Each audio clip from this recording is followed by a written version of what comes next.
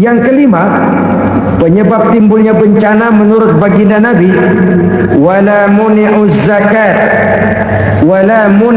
zakat illa hubbisa anhumul qatr. Apabila zakat enggan dibayar, maka tercegahlah qatrun. Qatrun ini kalau bahasa kita sembako. Maka tercegahlah kebutuhan-kebutuhan yang kita perlukan. Ini, kita tidak meragukan bahwa yang kita tuju adalah masyarakat yang adil dalam kemakmuran dan makmur dalam keadilan. Nah, antara kemakmuran dan keadilan ini memang sering tidak bisa berjalan seiring. Pada saat kemakmuran kita kejar, ekonomi kita pacu, ada nilai-nilai keadilan yang tertinggal.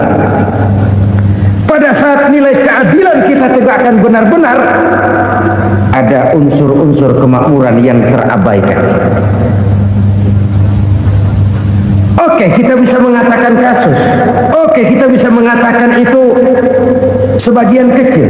Tapi kalau sebagian kecil, lama-lama kan jadi sebagian besar. Oke, kita mengejar kemakmuran. Pertanyaannya, kemakmuran untuk siapa? Oke, kita berikan kelompok tertentu kue yang besar dengan harapan nanti dia bagiin kuenya kepada yang kecil-kecil. Tapi kenyataan mereka yang dapat kue besar akhirnya malah lupa diri dan lupa daratan. Mau makin besar, malah memeras yang kecil-kecil ini. Sekarang kan yang kecil modali yang besar.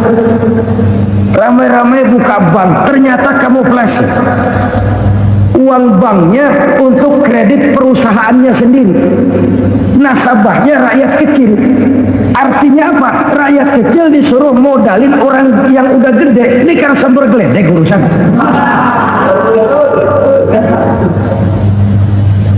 Ini kan permainan apa lagi? Rakyat kecil suruh modali yang gede, nasabahnya rakyat kecil, kumpulkan uangnya di bank, kucurkan kredit kepada perusahaannya sendiri. Bukankah itu rakyat kecil suruh modali yang gede? Sudah begitu kejamkah kita untuk meraih keuntungan dengan mengorbankan orang kecil? Sudah tidak bicara lagi kah nurani kita melihat penderitaan orang yang semakin susah ini? Kalau zakat enggan dibayar, padahal zakat 2,5% saja, 2,5% saja. Kalau itu pun enggan, kalau zakat saja enggan, bagaimana pula yang namanya sodako, bagaimana pula yang namanya infak, bagaimana pula yang namanya santunan, bantuan. Kadang-kadang lipstick nyumbang si nyumbang, cuman nyolongnya lebih gede. Ini namanya sumbangan lipstick. Buat lipstick itu kan buat ngumpetin bibir pucat. Itu fungsi utama lipstick.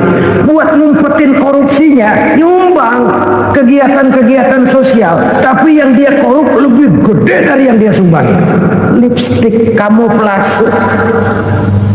Nepu kata anak sekarang.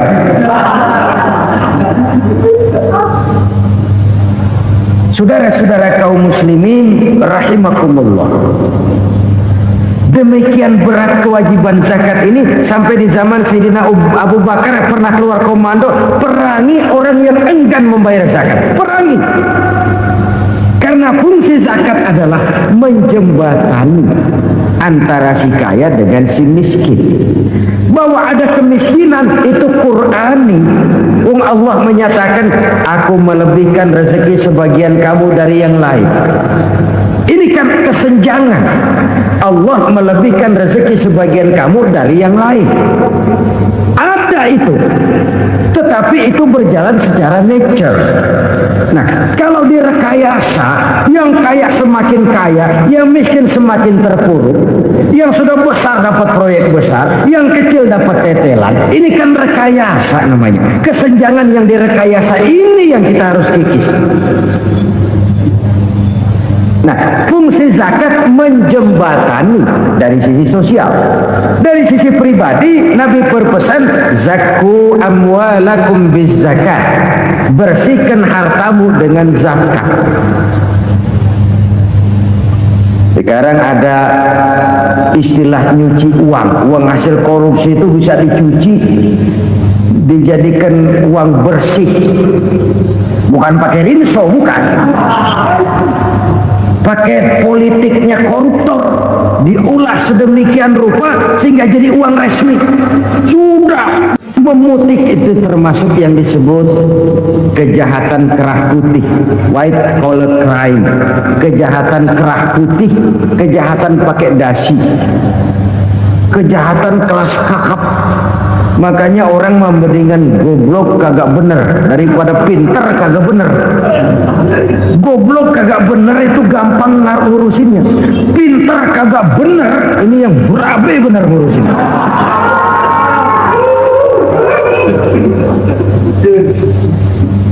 Kita bukan cuma perlu orang pinter kok di zaman sekarang, kita perlu orang-orang benar yang punya komitmen, yang sesuai kata dan perbuatan, yang bisa merasakan apa yang dirasakan oleh rakyat, yang punya sense of politik yang tinggi, yang peka, yang penuh keterbukaan, yang punya wawasan dan pandangan jauh ke depan.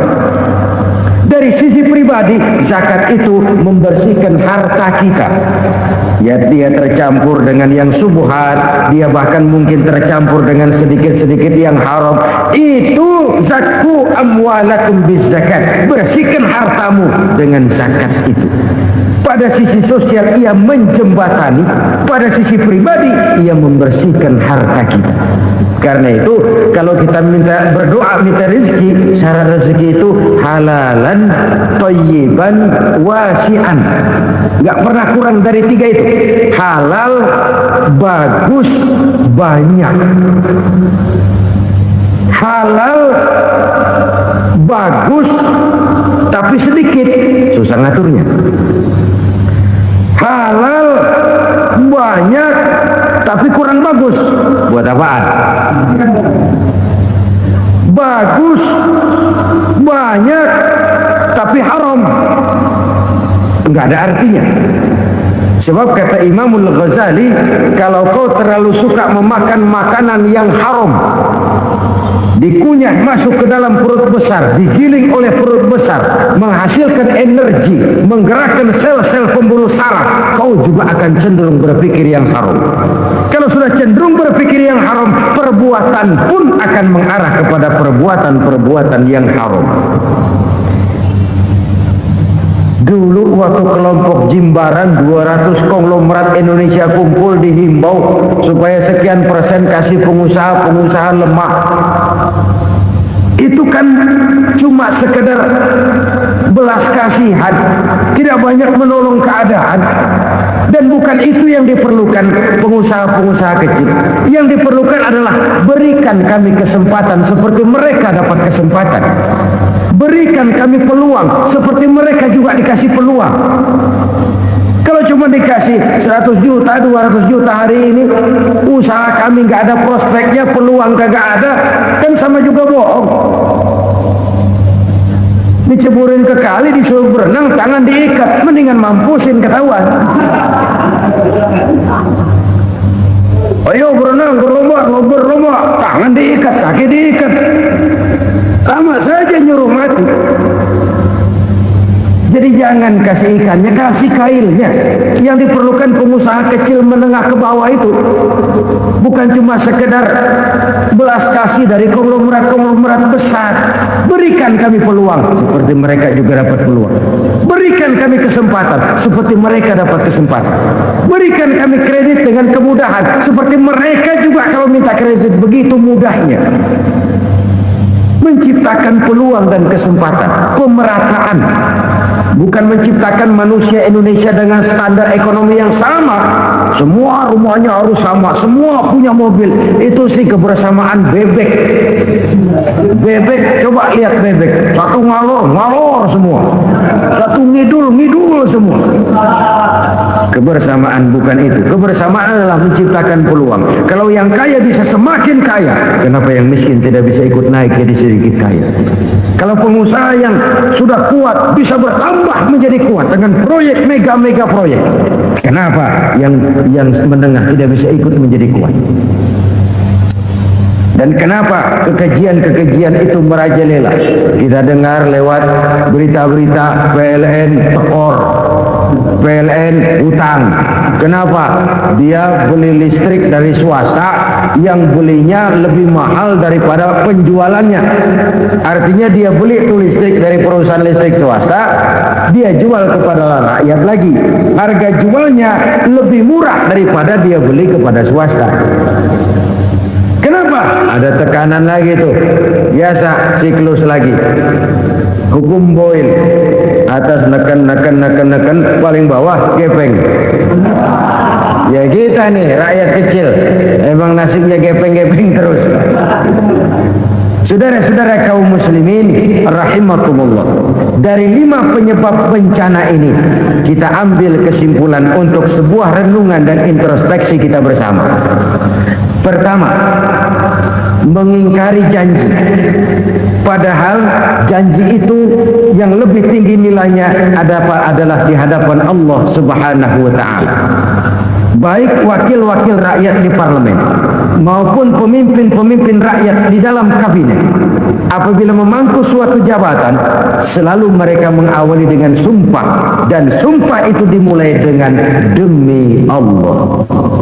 Sadarkah kita pada saat itu kita ucapkan bahwa kita sudah mempertaruhkan Allah untuk jabatan yang kita pegang? Kita sudah mempertaruhkan nama Allah untuk posisi yang dipercayakan kepada kita. Sadarkah kita bahwa menyia-nyiakan itu satu dosa yang sangat besar, yang tidak hanya kepada Allah tetapi juga kepada rakyat yang kita wakili, kepada rakyat yang kita pimpin. Cukuplah sudah rakyat dijadikan adres, umat dijadikan alamat sebagai numpang. Marilah kita kembali kepada komitmen awal dengan jujur kepada janji kita sendiri. Lalu yang kedua, kekejian, baik berupa korupsi, kolusi, nepotisme, dan perbuatan-perbuatan lain akan melahirkan kemiskinan. Kekurangan pangan bukan satu-satunya yang menyebabkan rakyat menderita. Lukanya rasa keadilan terakumulasi di hati rakyat, dan jeritan hati rakyat mengguncang arsy. Kalau Allah murka, Allah bisa melakukan apa saja untuk menciptakan suatu kondisi. Faktor yang ketiga adalah praktek mafia menebarkan maut, baik orang yang mati jasad dan rohaninya maupun orang yang mati karirnya, mati kejujurannya, mati usahanya, mati imajinasinya. Hilang kreativitas kita sebagai bangsa. Faktor yang keempat, kecurangan-kecurangan di bidang usaha, di bidang tender, mengandalkan menjual kekuasaan. Dan memang repot kalau penguasa jadi pengusaha. Mau atau tidak mau, kebijakan-kebijakan kekuasaannya akan memperkuat jaring-jaring usahanya. Dan pada saat itu objektivitas sulit ditemukan lagi. Lalu yang kelima, keengganan membayar zakat, menumpuknya kekayaan negara pada kelompok-kelompok tertentu.